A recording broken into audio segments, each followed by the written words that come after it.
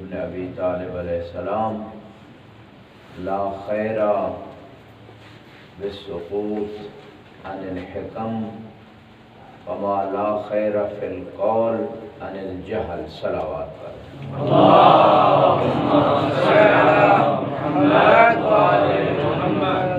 کلمات اتصال میں ایک مختصر ترین امام کا یہ فرمان اور جامع اور دقیق ترین فرمان ہے، جس میں ارشاد فرما رہے ہیں کہ حکمت کی بات سے خاموشی میں خیر نہیں ہے۔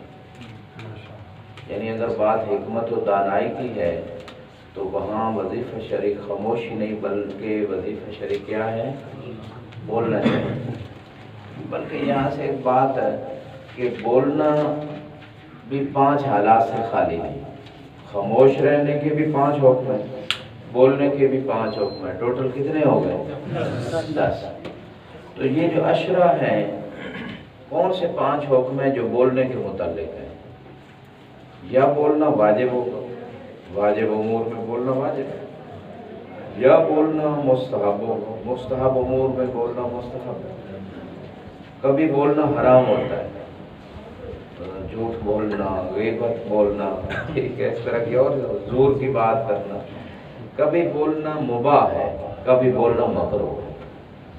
جس طرح بولنے کے بارے میں 5 حکم ہیں، اسی طرح خاموشی کے بھی 5 حکم ہیں۔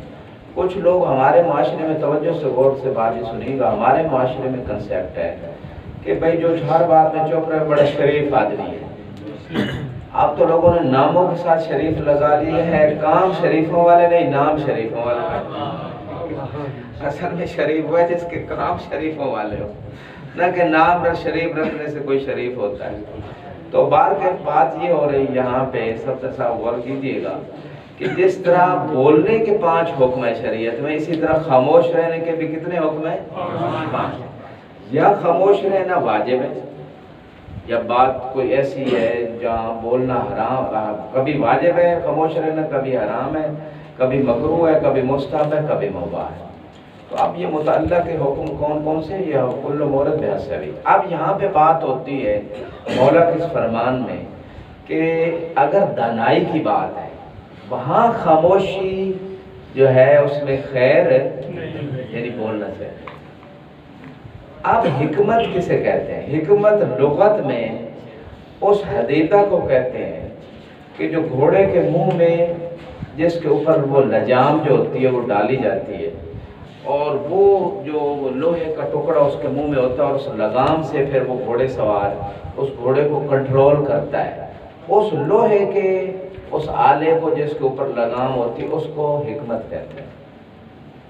کیوں حکمت کہتے ہیں؟ وہ گھوڑے کو دائیں بائیں نہیں جانے دیتا، جیسے گھوڑا سوار چاہے گا ویسے اس کو کنٹرول رکھے گا۔ حکمت بھی یہی ہے کہ نہ افراط ہو نہ انسان اس راستے پہ چلے، اس فکر پہ چلے جو صحیح اور سلیم اور مستقیم ہو۔ یہ حکمت ہے، یہ دانائی ہے۔ قرآن میں وَمَن يُؤْتَ الْحِكْمَةَ فَقَدْ أُوتِيَ خَيْرًا كَثِيرًا۔ قرآن تھوڑا سا پڑھا کرے، اچھی بات ہے، میرے ساتھ پڑھیں۔ من اوتی الحکمہ فقد من یؤت الحکمہ فقد اوتی خیرا کثیرا، کہ جس شخص کو بھی دانائی عطا کر دی گئی اس کو خیر کثیر عطا کر دی۔ لقمان حکیم، اس نے اپنے بیٹے کو حکمت کی کئی باتیں بتائیں، وہ قرآن میں موجود ہیں۔ انکر الاصوات انکر الاصوات لصوت الحمیر، کہ اونچی آواز سے بولو نہیں اور اکڑ کے چلو نہیں، ٹھیک ہے، ولا تمشی علی الارض۔ ہاں، تو یہ جو ہے اسی طرح نصیحت حکمت کی باتیں کی۔ تو یہاں پہ جو بات ہے دانائی کی، مولا کے بارے میں رسول خدا نے فرمایا انا دار الحکمہ وعلی بابھا من اراد الحکمہ فلیعدل باب، کہ میں حکمت کا گھر ہوں اور یہ اس کا دروازہ ہے، جو بھی دانائی چاہتا ہے وہ کہاں پہ آئے؟ شاہ صاحب نجف میں آیا، اور نجف میں آ کے صرف بیٹھا رہے، مولا کے پاس بھی جائے۔ خدا سے دعا ہے کہ ہمیں مولا کی زیارت ہمیشہ نصیب ہو، اور مولا کے در سے ہمیں حکمت اور علم نصیب ہو۔ اور مولا ہمارے دلوں پہ کوئی ایسی مہر نہ لگا دیں، کوئی ایسی ناراضگی ان کے دل میں ہمارے بارے میں نہ آ جائے کہ ہماری رغبت ہی نہ ہو ادھر جانے کی، حرم مولا اجازت ہی نہ دیں۔ یہ حقیقت میں آپ کو بیان کر رہا ہوں، جب مولا ناراض ہو جائیں گے نا کہ ہم ان کے جوار میں رہیں کہ جیسے وہ چاہتے ہیں ہم نہیں بن رہے، جیسے وہ ہم سے اشتغال علمی چاہتے ہیں نہیں کر رہے، تو پھر اگر مولا ناراض ہو جائے بعض اوقات ادھر ہی رکھیں گے، ادھر ہی رہیں گے، لیکن دل پہ مہر لگ جاتی ہے، نہ زیارت کی رغبت نہ علم کی رغبت، کچھ بھی نہیں۔ تو یہ مہر ایستا ایستا لگتی، یکدم بھی نہیں لگتی۔ ضروری نہیں باہر نکال دیں رجب سے، وہ بھی کبھی ہو جاتا ہے، نکال دیتے ہیں اور پھر عہدہ بھی نہیں ملتا، زندگی بھر وہ بندہ نہیں آ سکتا، کئی ایسے لوگوں کو دیکھا ہے۔ تو یہ جو ہے ایسی ہمیشہ ڈرنا چاہیے مولا کے جوار میں۔ اس نعمت کا شکریہ یہ ہے کہ صحیح طریقے سے استعمال کی جائے۔ جیسے کچھ لوگوں کو رسول خدا نے دائیں بائیں، وہ کہتے ہیں رسول نے تو نہیں رکھا ہوا، بار کہ قریب ہو کے بھی دور ہوتے ہیں کچھ لوگ، تو خدا خیر کرے گا۔ یہاں پہ بات ہو رہی حکمت کی، کہ حکمت اور دانائی کی بات، اور ہر وہ بات دانائی کی بات ہے، حکمت کی بات ہے جو قرآن معصومین کے فرامین شریعت اور عقل کے مطابق ہے، وہ دانائی کی بات ہے، وہ عقل کی بات ہے، اور جو قرآن اور شریعت کے مطابق نہیں وہ جہل کی بات ہے۔ بلکہ کتاب العقل والجہل جو کافی میں پہلی کتاب ہے، پہلا چیپٹر ہے، اس میں بھی عقل کے مقابلے میں جہل کو رکھا گیا ہے۔ یعنی عقل کی تعریف معصوم سے پوچھی گئی کہ عقل کیا ہے؟ امام نے فرمایا عقل ما عبد بہ الرحمن وقتوں سے بہ الجنان، کہ جس سے جنتیں آپ کما لیں اور رحمان کی بندگی میں آ جائیں، یہ عقل ہے اور یہی حکمت ہے۔ اچھا، یہاں پہ نفس امارہ کو کنٹرول میں رکھنا عقل اور شریعت کے قوانین کے مطابق، یہ حکمت ہے، اسے دانائی کہتے ہیں۔ یعلمہم الکتاب والحکمہ، رسول خدا حکمت کی دانائی کی باتیں سکھانے آئی۔ کتاب ایک موجود ہے غرر الحکم، ٹھیک ہے، اس طرح کی اور بھی کتابیں ہیں، تو ان کتابوں کا مطالعہ کرنا چاہیے، دانائی جس کے پاس آ جائے گی۔ اچھا، ایک اور بڑی مشہور حدیث ہے، من اخلص للہ 40 صباحا جرت ینابیع الحکمہ من قلبہ علی لسانہ، کہ جو 40 دن خدا کے ساتھ مخلص ہو جائے تو اس کے دل سے اس کی زبان کے اوپر کس کے خزانے اور چشمے جاری ہوتے ہیں؟ حکمت و دانائی کی باتیں خود بخود جاری ہو جاتی ہیں۔ آپ لوگوں نے دیکھا ہوگا کچھ لوگ بڑے پنچایت کے علاقے میں بڑے ماہر اور دانا ہوتے ہیں، نہ سکولوں کے پڑھے ہوئے نہ حوزے کے پڑھے ہوئے، لیکن دانا انسان ہوتے ہیں، بات دانائی کی کرتے ہیں، بڑے پتے کی بات کرتے ہیں، لوگوں کے مسئلے حل کرتے ہیں، لوگوں کے فیصلے کرتے ہیں۔ آپ لوگوں نے کوئی ایسے دیکھے سنے ہیں لوگ یا نہیں؟ ہر علاقے میں ہر جگہ ہوتے ہیں بڑے سلجھے ہوئے لوگ۔ وہ راز یہ ہوتا ہے ان کی زبان پہ بڑی سمجھداری والی باتیں آتی ہیں، سمجھداری والے فیصلے انصاف سے کرتے ہیں۔ اس کی وجہ یہ ہوتی ہے کہ وہ ان کے دلوں میں نا دنیا نہیں ہوتی، خدا کی محبت، خدا کا خوف۔ تو یہ چیزیں جب آ جائیں تو خود بخود دانائی کی باتیں آ جاتی ہیں۔ درود پڑھے بار محمد والوں۔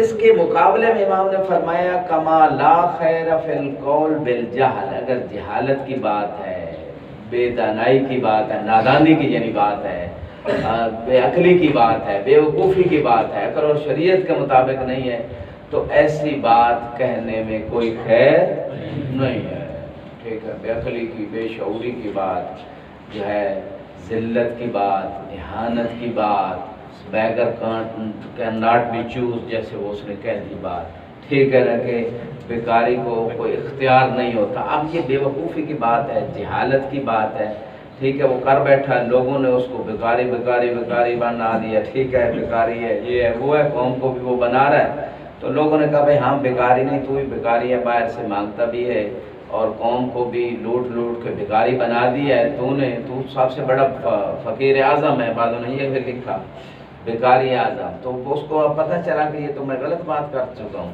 تو پھر اس نے فوراً بیان بدلا کہ بھائی چوزر ہی تو ہوتا ہے جو قوم کو بدلتا ہے، ٹھیک ہے نا، ایسے بدلتے ہیں یہ لوگ رخ سیاسی جو ہوتے ہیں، شیطانی سیاست رکھنے والے۔ تو یہ مولا کا مختصر فرمان، اس کو انسان زندگی میں اپلائی کرے۔ صلو علی محمد و آل محمد۔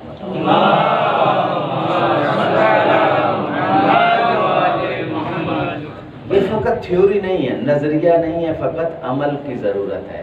ہم میں سے بہت سارے لوگ دانائی کی بات میں چپ رہتے ہیں، بہت سارے لوگ دانائی کی بات ان کے سامنے آئی یا فیس بک پہ آگے شیئر نہیں کرتے، ایک سیکنڈ بھی نہیں لگتا، آپ اجر میں شریک ہو جاتے ہیں۔ الدال علی الخیر کا فاعل ہے روایت میں، کہ جو خیر کے بارے میں کسی کو آگاہ کرے کہ یہ خیر کی بات ہے، نیکی کی بات ہے، فرمان معصوم ہے، وہ ایسے ہی جیسے اس پہ عمل کرنے والے کو ثواب ملے گا، اسے بھی ملے۔ اچھا، یہاں پہ بہت سارے نیکی اور اچھے کاموں میں لوگ چپ رہتے ہیں۔ چپ رہنا ہر جگہ وظیفہ شرعی نہیں ہے، چپ رہنا شرافت نہیں ہوتا، بعض اوقات بولنا واجب ہے، بعض اوقات مستحب ہے۔ اگر ہم طالب علم بھی وظیفہ شرعی کو نہیں سمجھیں گے، اس مورد پہ ہمارا وظیفہ شرعی کیا ہے، تو عوام کیسے سمجھیں گے اگر ہم ہی نہیں سمجھیں گے، ہم ہی نہیں عمل کریں گے۔ لہذا اس قول میں بہت بڑی دعوت فکر بھی ہے امام کی طرف سے، دعوت عمل بھی ہے کہ ہر اچھے اور نیکی اور دانائی کی بات کو آگے پھیلاؤ، کرو، بیان کرو۔ خدا نے یہ زبان فقط چپ رہنے کے لیے نہیں دی، اس کو خدا کی اطاعت میں استعمال کیا جائے۔ اگلی بات فقہی اعتبار سے کون سے موارد میں فقط روزے کی قضا ہے، کفارہ نہیں ہے۔ ان میں سے ایک مورد یہ ہے کہ اگر مرض یا سفر کی وجہ سے، طبعاً سفر شرعی ہو، معصیت کا سفر نہ ہو، تو ایسے سفر میں اگر قضا ہو گیا تو فقط قضا ہے یا کفارہ بھی ہے؟ فقط قضا ہے۔ اچھا، ایک سفر معصیت اچانک بات آ گئی، ضرور نہیں کوئی بندہ نعوذ باللہ چوری کرنے جا رہا ہے مثال کے طور پہ، ٹھیک ہے، یا جو ہے مثلاً کرپشن کر کے عدالت سے ضمانت 50 روپے کے اسٹامپ پہ لے کے بھاگ جائے اور اتنا لمبا مریض ہو جائے کہ جناب وہ ٹھیک نہیں ہو رہا، اللہ کہ جب اس کی حکومت آ گئی فیملی کی تو آپ دوبارہ ٹھیک ہو گیا واپسی کے لیے، تو یہ سفر معصیت ہے یا یہ سفر طاعت ہے؟ ہاں، تو چوری کر کے بھاگنا سفر معصیت ہے، یہ چوری کی نیت سے جانا یہ سفر معصیت ہے۔ تو اب یہ جو سفر معصیت ہے اس میں روزے پورے یعنی روزے قصر ہوں گے اور نمازیں قصر ہوں گی، یا نمازیں بھی پوری اور روزے بھی رکھنے ہوں گے؟ سفر معصیت میں یہ تو میں نے ایک بڑی مثال دے دی بڑے مگرمچھ کی۔ اب ایک عام مثال دیتا ہوں جو چھوٹی چھوٹی مثالیں عام سے ریلیٹڈ ہیں، وہ یہ ہے کہ بعض اوقات طالب علم کے ٹھیک ہے کبھی مریض ہو گیا خدا نخواستہ جہاں علاج نہیں ہو پا رہا، اس کی مجبوری ہے، وہ تو پھر سفر معصیت نہیں ہے، لیکن چھوٹے چھوٹے مسائل ہوتے ہیں، گھر والے بلا رہے ہیں، فلاں کی شادی ہے، فلاں یہ ہے، آگے پیچھے یہ کام ہو سکتا ہے۔ ایام دوام میں جانا یہ میرے راکس خیال میں، اور حوزے سے اور علماء سے بھی پوچھنے فقہا سے، اگر ہم 11 بجے روز فقہا بیٹھتے ہیں تو فتویٰ پوچھنے کے لیے مین تو کام یہی ہوتا فقہا، تو یہ ان سے پوچھا کریں، ہم ڈائریکٹ جا کے پوچھنے کے لیے میرا سفر کرنے سے پہلے، ارادہ بنانے سے پہلے معصیت کا سفر تو نہیں ہے، یہ نہ ہو کہ میری نماز بھی وہاں پوری ہو اور روزہ بھی رکھنا پڑے، تو بہت ساری چیزیں ہیں، یہ ان چیزوں کی طرف مجھے بھی ہم سب کو متوجہ ہونا ہے۔ درود پڑھیں بار محمد والے۔ دوسری چیز جو اس مقام پہ بعض اوقات نیت میں خلل ہے، جو علماء نے لکھا ہے نیت میں خلل ہو گیا، کسی وجہ سے نیت لیٹ ہو گئی، جو بھی ہوا، یا نیت صحیح نہیں کی، واجب کی نہیں کی، کسی اور روزے کر دی، جو بھی خلل ہے نیت کے، تو اس وجہ سے بھی فقط قضا ہے۔ کسی معتبر بندے نے اسے کہا جی ٹائم ہو گیا روزے کی افطاری کا، اس نے کر لیا افطار، اب بھی پتہ چلا بعد میں یہ تو ابھی ٹائم نہیں ہوا تھا افطار کا، تو فقط قضا ہے۔ لیکن اگر غیر معتبر آدمی کی بات پہ عمل کر لیا اور افطار کر لیا قبض الوقت، بعد میں پتہ چلا ابھی وقت نہیں ہوا تھا، تو فقط قضا نہیں بلکہ کفارہ بھی ہے۔ یہ ایک فرق ہو گیا یہاں پہ۔ اور اسی طرح صبح کی سحری کے اعتبار سے، یعنی سحری اگر ایک بندہ کھا رہا ہے اور کسی نے کہا کہ ابھی ٹائم باقی ہے، لیکن بعد میں پتہ چلا وہ تو ٹائم ختم ہو چکا تھا، تو اس صورت میں بھی فقط قضا ہے طبعاً معتبر آدمی کے کہنے پہ۔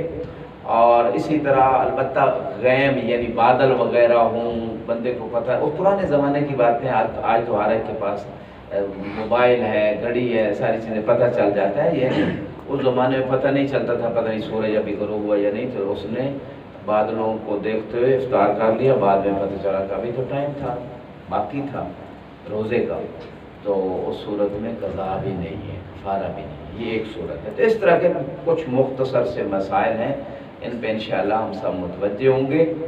اور نوم المجنب جو ہے اولا و ثانیہ، یہ ایک بحث ہے تفصیلی، میں کسی دن اس پہ بات کروں گا۔ اس میں بھی اگر وہ ایک دفعہ مجنب تھا، سو گیا، پھر جا گئے، دوبارہ سو گیا، تو 2 دفعہ تک فقط قضا کی بات بعض علماء نے کی، اس پہ ڈیٹیل سے بات کریں گے، ابھی مختصر یہی ہے، درود پڑھے بار محمد و آل محمد۔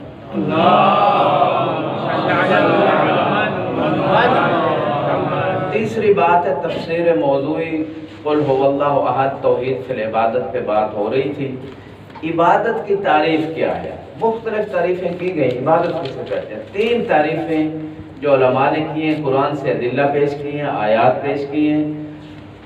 میرا جو خیال ہے تینوں کو جمع کر سکتے ہیں، تینوں تعریفیں جو مختلف عبادت کی گئی ہیں، میرے خیال میں تینوں تعریفوں کو جمع کر کے ایک معنی ہم نکال سکتے ہیں۔ پہلی تعریف یہ ہے کہ خضوع بالقول او الفعل ما عقیدت الوہیت المخضوع لہ، کہ جس کے لیے انسان خضوع کر رہا ہے قول سے یا فعل سے، اس عقیدے کے ساتھ کہ یہ الہ ہے، یہ معبود ہے، تو یہ عبادت ہوگا۔ ہر وہ فعل عبادت ہوگا جس میں خضوع قول سے ہو، عمل سے ہو، لیکن عقیدہ یہ ہے کہ جس کے لیے خضوع کر رہا ہے وہ معبود ہے، الہ ہے، جس جو عبادت کے لائق ہے، ٹھیک ہے۔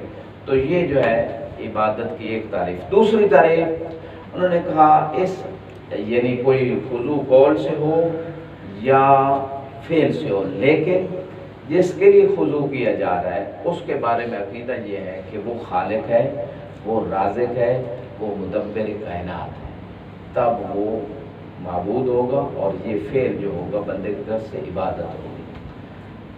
اچھا، تیسرا قول میں بھی خضوع ہے، تینوں میں خضوع مشترک آ رہا ہے، قول اور فعل، لیکن فرق آگے مخضوع لہو، کبھی اس کو معبود سمجھ کے، کبھی خالق رازق سمجھ کے، مدبر کائنات سمجھ کے، اور کبھی اس کو مستقل سمجھ کے کہ میرے جو افعال ہیں، میں جو ہوں بندہ وہ غیر مستقل ہوں، اور جس کے لیے خضوع کر رہا ہوں وہ اپنے افعال میں مستقل ہے، کسی کا محتاج نہیں۔ اس نیت سے اگر کوئی کام کر رہا ہے تو یہ عبادت ہے۔ یہ 3 تعریفیں ہیں۔ اب تینوں تعریفوں میں کچھ جہات مشترکہ ہیں اور وہ خضوع ہے، اور وہ خضوع جو ہے قول اور فعل سے، یہ ساری چیزیں مشترک ہیں۔ اختلاف جو تینوں تعریفوں میں ہے وہ یہ ہے کہ جس کے لیے خضوع کیا جا رہا ہے، ایک تعریف کہتی ہے کہ اسے معبود سمجھا جا رہا ہے، الہ، دوسری تعریف کہہ رہی ہے کہ اسے خالق رازق مدبر سمجھا جا رہا ہو، تیسری تعریف کہہ رہی ہے کہ اسے مستقل سمجھا جا رہا ہے، استقلال۔ روحانی صاحب اب یہاں پہ ہم جمع کر لیتے ہیں تینوں قولوں، اس میں کوئی تنافی نہیں، تینوں اقوال نے اپنے اپنے ادلہ دی ہیں آیات سے، لیکن اس میں جمع میں تنافی نہیں۔ اگر کوئی بندہ قول اور فعل سے خضوع خشوع کر رہا ہے اس ہستی کے لیے، اس ذات مقدسہ کے لیے کہ جو الہ بھی ہے، جو خالق و رازق بھی ہے، جو مدبر کائنات بھی ہے، جو مستقل بھی ہے، اگر ساری جہتوں اس کے ذہن میں یا کوئی ان جہتوں میں سے اس کے ذہن میں، تو وہ عبادت ہوگی۔ اس میں ان تینوں اقوال میں کوئی تنافی نہیں۔ کچھ آیات میں پڑھ دیتا ہوں جو انہوں نے ایز استدلال پیش کی ہیں۔ اچھا، اب یہاں پہ ایک اور مسئلہ ہم اس کی طرف جا رہے ہیں، وہ یہ ہے کہ اگر جتنے جو کل بھی میں نے اشکالات، وہ پھر اس پہ آئیں گے، وہابیوں کے اشکالات جو تھے کہ غیر خدا کی تکریم کرنا، غیر خدا سے مدد مانگنا، غیر خدا کو کائنات میں متصرف ماننا، یہ سارے انہوں نے شرک کی قسمیں قرار دی تھی۔ اب ان تینوں تعریفیں جو آیات سے انہوں نے ثابت کی ہیں، عبادت کی جو تینوں تعریفیں ہیں، یہ جب تعریف ہم ذہن میں ان آیات سے بٹھا لیں گے تو ان تمام اشکالات کا ایک جملے میں رد ہو جائے گا۔ جو وہابیوں نے جتنے بھی شرک کی قسمیں بنائی ہیں، ان تمام قسموں کا رد ایک جملے میں ہوگا کہ جو بھی غیر خدا سے مدد مانگ رہا ہے، جو بھی غیر خدا کو سے شفاعت طلب کر رہا ہے، جو بھی غیر خدا کا تصرف کائنات مان رہا ہے، یہ جتنے بھی قسمیں انہوں نے شرک کی بنائی تھی، 6 قسمیں کل میں نے بیان کی تھی، ان تمام کا ایک ہی ارادہ ہے کہ یہ ان غیر خدا سے مدد مانگنے والا اور ان کا اکرام کرنے والا، ان کی محفلیں سجانے والا، ان کو متصرف الکائنات ماننے والا، ان کو شفیع ماننے والا، یہ جو بھی عقیدہ رکھنے والے مسلمان ہیں، ان غیر خدا کو نہ الہ سمجھتے ہیں، نہ ان کو خالق اور رازق سمجھتے ہیں، نہ ان کو مدبر اور رب جس معنی میں خدا رب ہے اس معنی میں سمجھتے ہیں، نہ ان کو جو ہے مستقل سمجھتے ہیں۔ یعنی جتنے بھی سنی شیعہ مسلمان ہیں، اگر ان کے کسی عام ان پڑھ بندے سے بھی پوچھ لیا جائے کہ کیا محمد و آل محمد کو تم معبود اور الہ سمجھتے ہو، کوئی نہیں۔ کیا تم انہیں یعنی مدبر کائنات و خالق و رازق اس معنی میں جس معنی میں اللہ ہے اس طرح سمجھتے ہو؟ کہے گا نہیں۔ کیا تم انہیں مستقل سمجھتے ہو کہ وہ خدا کے محتاج نہیں ہیں، وہ مستقل ہے محمد والے محمد؟ کہے گا نہیں۔ یعنی کسی سے اگر آپ سوال کر لیں، میرا خیال میں کوئی بھی عام فہم انسان بھی یہ بات نہیں کرے، اللہ شاذ و نادر کوئی بندہ ہو بے وقوف قسم کا تو وہ اور بات ہے۔ تو لہٰذا صلو علی محمد والے محمد۔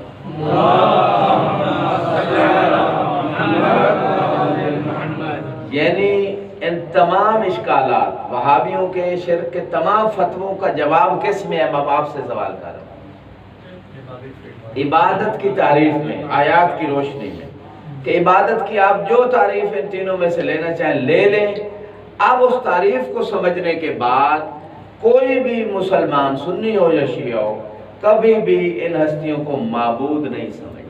اگر احترام کر رہے ہیں تو معبود سمجھ کے نہیں کر رہا، اگر ان سے مدد مانگ رہے ہیں تو مستقل اور خالق رازق سمجھ کے نہیں مان رہا یا معبود سمجھ کے نہیں کہہ رہا یہ بات۔ تو یہ اس تمام ان اشکالات کا جواب ہے۔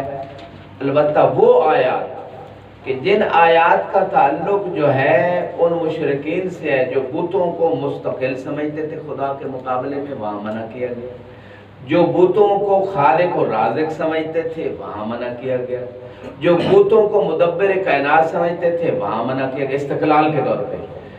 بتوں کو معبود بھی سمجھتے، بلکہ باقاعدہ آیات ہیں کہ بتوں کو وہ الہ مانتے تھے، اس وجہ سے ان سے مدد لینا، یہ ساری چیزیں منع کی گئی۔ آیات ہیں، درود پڑھیں بار محمد والے۔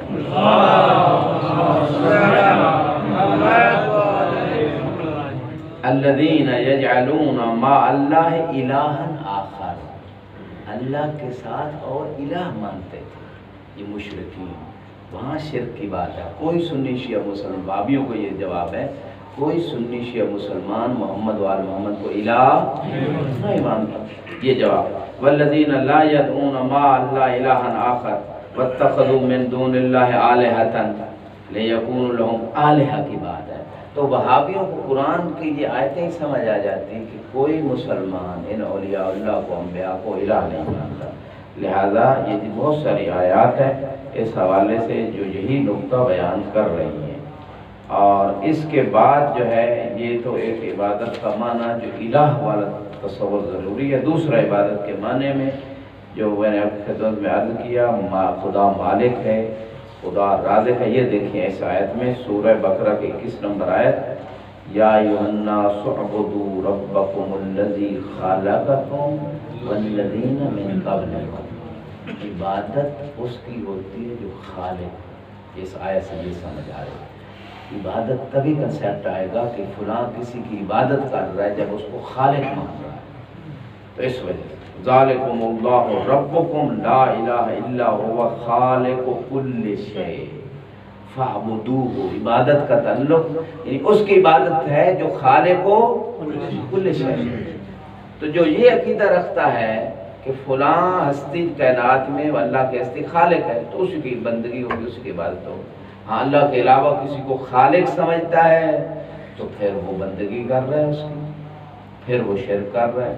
ہاں عیسیٰ علیہ السلام کا وہ واقعہ انہوں نے بھی ذکر کیا، انی اخلق لکم من الطین کہیئۃ الطیر فانفخ فیہ فیکون طیرا باذن اللہ وابرئ الاکمہ والابرص واحیی الموتى باذن اللہ وَأُنَبِّئُكُم بِمَا تَأْكُلُونَ وَمَا تَدَّخِرُونَ فِي بُيُوتِكُم۔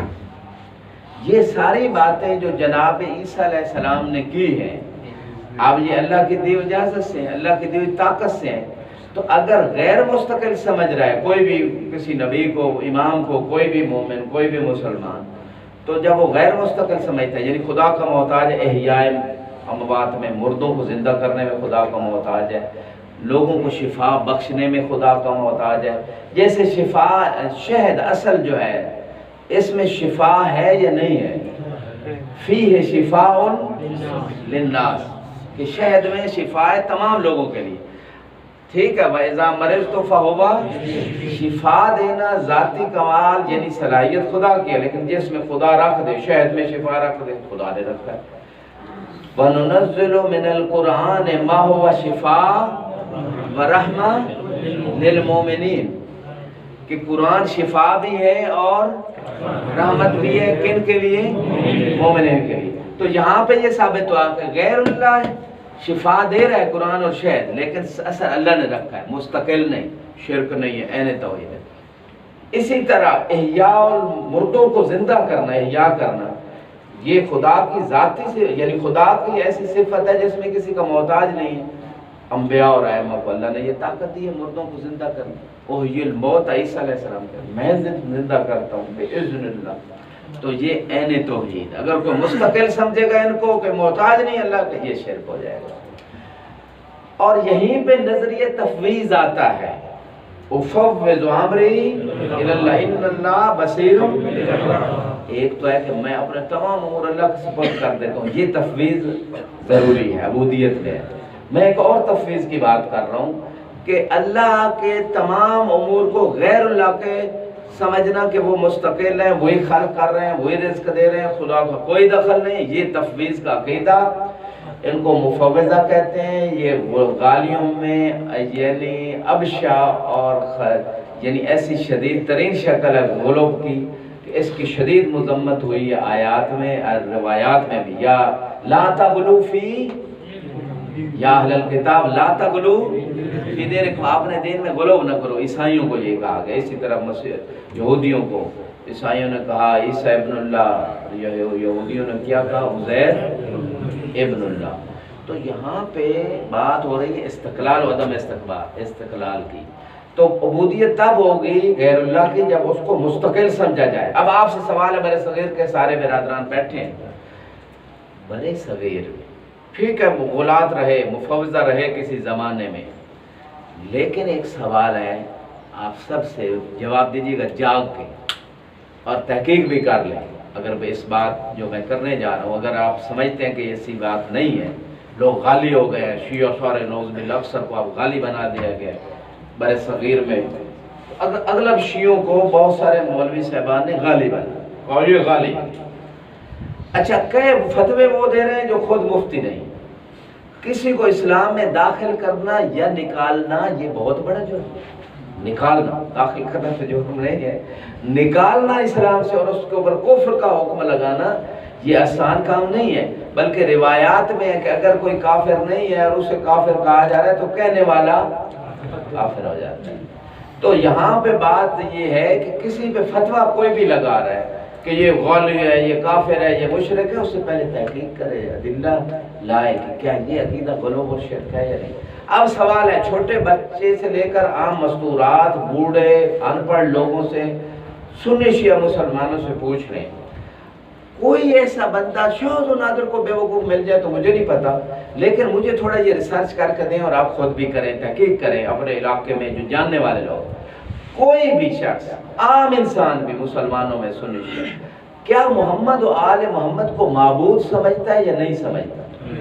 نہیں سمجھتا۔ چاند بندے بولے ہیں، سارے بولے تاکہ پتہ چلے کہ معبود سمجھتے ہیں یا نہیں سمجھتے محمد و آل محمد۔ کوئی بھی نہیں سمجھتا، وہ فقط اللہ کو معبود سمجھتے ہیں، نمبر ایک، لہذا یہ شرک نہ۔ دوسری تعریف کی طرف آتے ہیں، کیا محمد و آل محمد کو، عوام کی بات کر لیتا ہوں، خواص کو چھوڑے، کیا وہ مستقل سمجھتے ہیں کہ یہ اللہ کے محتاج نہیں ہے، سب کچھ انہیں کے اختیار میں، اللہ کا کوئی دخل ہی نہیں ہے، کوئی اکا دکا ہو، اس کی میں بات نہیں کر رہا، لیکن اگر مسلمانوں سنی شیعہ کی بات کر رہا ہوں، کیا عوام بھی، کیا اہل بیت کو، محمد و آل محمد کو مستقل سمجھتے ہیں یا اللہ کا محتاج سمجھتے ہیں؟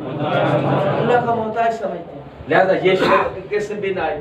غلو اور تفویض تب آئے گی جب کہنے والا یہ سمجھ رہا ہو، عقیدہ رکھ رہا ہو کہ بھائی یہ تو مستقل، اللہ کا تو کوئی دخل ہی نہیں، اللہ تو آپ پینشن، نعوذ باللہ وہ پینشن کا لفظ استعمال ہوتا ہے، جیسے یہودیوں نے کہا تھا ید اللہ مغلولہ، کہ اللہ کے ہاتھ بندھے ہوئے، یعنی قدرت نے، اب خدا کی طاقت میں، قدرت میں کوئی اختیار نہیں۔ یہ یہودیوں کا مقولہ تھا، غلت ایدیہم ولعنوا، اللہ نے ان پہ لعنت کی۔ تو وہ اگر ایسا عقیدہ رکھتا ہے محمد و آل محمد کے بارے میں کہ اللہ کا اب کوئی اختیار نہیں ہے تو وہ غالی ہے، اس کے بارے میں سخت روایات ہیں، میں ایک ضرور پڑھوں گا، بہت سارے روایات ہیں، اور لیکن میری ریسرچ ہے، موضوع کے اعتبار سے میں بات کر رہا ہوں، آپ بھی اگر میرا عقیدہ غلط ہو یا ریسرچ غلط ہو، مجھے ضرور تحقیق کر کے اپنے علاقے کے دوست رشتہ داروں سے پوچھ کے بتائیں، 3 چیزیں پوچھیں کیا محمد وال محمد کو معبود سمجھتے ہیں؟ کہے نہیں۔ کیا آپ انہیں مستقل سمجھتے ہیں کہ اللہ کے محتاج ہی نہیں ہے، سارا کچھ انہیں کے اختیار میں؟ وہ کہے نہیں، پھر یہ بھی شرک نہ ہو۔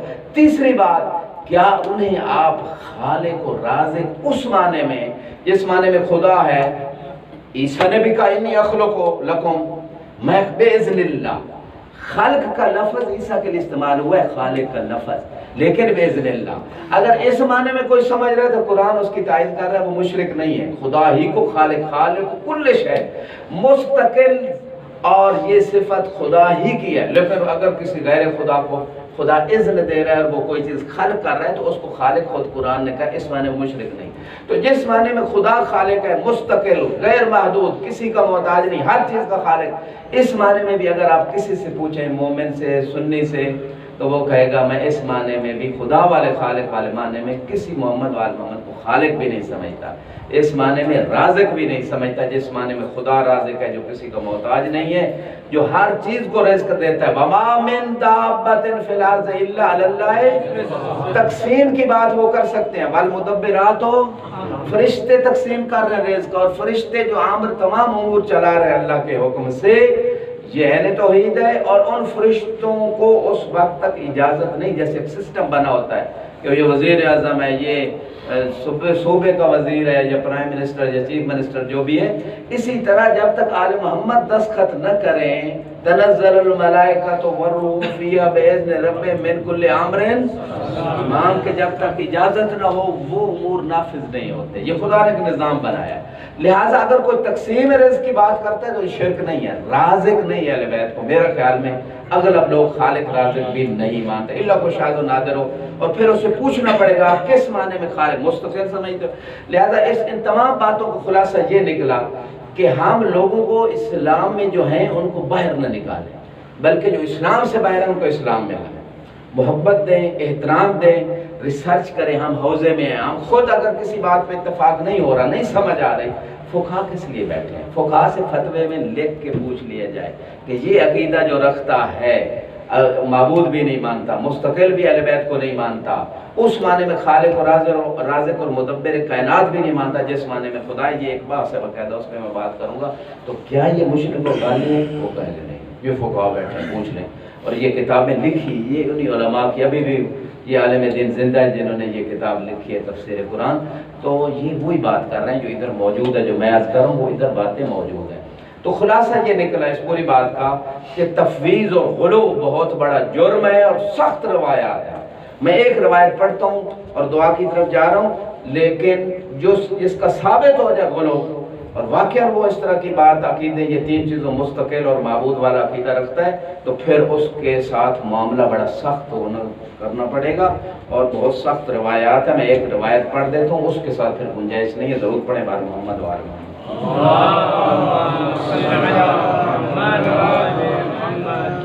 اچھا ایک اور چیز، چونکہ علمی ماحول ہے حوزے کا، علم رجال میں بہت سارے علماء نے ایک دوسرے کو گالی کہہ دی۔ آپ علم رجال میں جائیں، محققین نے جب تحقیق کی تو وہ گالی نہیں۔ یہ بھی ایک چیز ذہن میں رکھیں، چھوٹی چھوٹی چیزوں کو لے کے، مثلا شیخ صدوق علیہ الرحمہ، ان کے استاد اور ان کے والد، یہ تین علماء ہیں جو محمد وآل محمد کے صحب کے قائل، وہ کہتے ہیں جو ان کے ہستیوں کے صحب کا قائل نہیں وہ غالی ہے۔ یعنی ان تین علماء کے علاوہ سب علماء شیعہ کہتے ہیں کہ اہل بیت سے محمد وآل محمد صحب و نسیان نہیں ہے۔ لہٰذا اگر ہم اس شدت کو لیں، جو ان کی اپنی ایک ریسرچ ہے، ٹھیک ہے، ان کی ایک فکر ہے، اس شدت کو لیں تو سارے شیعہ بھی گالی، سارے علماء بھی گالی، بس تین علماء بچ جائیں گے، وہ شیعہ رہ جائیں گے، شیخ صدوق استاد اور اس کے جناب والد وغیرہ۔ تو اس کا معنی یہ ہے کہ خود اس موضوع کی ریسرچ بھی ضروری ہے، غلو کہاں ہوتا ہے کہاں نہیں ہوتا، کون سے مبارک، اس میں بھی روایات ہے غلو کہاں ہوتا ہے۔ آیات کو اگر دیکھیں، یہ باقاعدہ موضوع، آیات کو دیکھیں، عیسائیوں کو غالی کہا گیا کیونکہ انہوں نے تین خدا مان لیا، عیسیٰ کو ابن اللہ مان لیا۔ یہودیوں کو غالی کہا گیا کیونکہ انہوں نے عزیر کو کیا مان لیا؟ ابن اللہ مان لیا۔ تو اسی طرح حلول کا کوئی قائل ہو، یہ ایک موضوع ہے، میں بات کروں گا، حلول کا قائل ہے، تناسخ کا قائل ہے، اس طرح کافی ساری چیزیں ہیں، یہ سب غلو کے عقیدے ہیں۔ ایک روایت اور زحمت تمام کرنے جا رہا ہوں، درود پڑھے بار محمد وآل محمد۔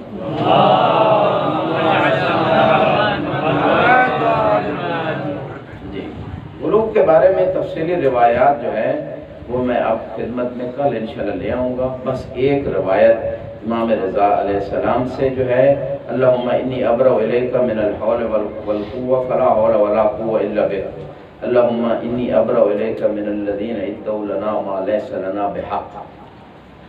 لمبی روایت ہے، اللہم انی ابرؤ الیک من الذین قالوا فینا ما لم نقلہ فی انفسنا، اللہم لک الخلق ومنک الامر وإیاک نعبد وإیاک نستعین، اللہم انت خالقنا وخالق آبائنا الاولین وآبائنا الآخرین، اللہم لا تلیق الربوبیہ الا بک۔ یعنی اس معنی میں ربوبیہ جس معنی میں خدا کے لیے اگر کوئی اہل بیت کے لیے کہتے تو بولو ولا تصل الالہیہ الا اللہ، کہ ہمیں اگر کوئی الہ مانتا ہے، معبود مانتا ہے تو وہ بھی غالی ہے، ہم اس سے بری ہیں۔ فَلْأَنِ النَّصَارَى الَّذِينَ صَبَرُوا وَاصْبَرُوا، نصارہ نے الہ مانا خدا کے مقابلے میں عیسیٰ کو، تو اس پر غالی ہو گئے نصارہ، ان پہ لعنت کی ہے۔ وَلْأَنِ الْمُضَاعِينَ لِكَوْنٍ مِّن بَرِيَّتِكَ اللَّهُمَّ إِنَّا عَبِيدُكَ وَأَبْنَاءُ عَبِيدِكَ لَا نَمْلِكُ لِأَنفُسِنَا نَفْعًا وَلَا ضَرًّا وَلَا مَوْتًا وَلَا حَيَاةً وَلَا نُشُورًا۔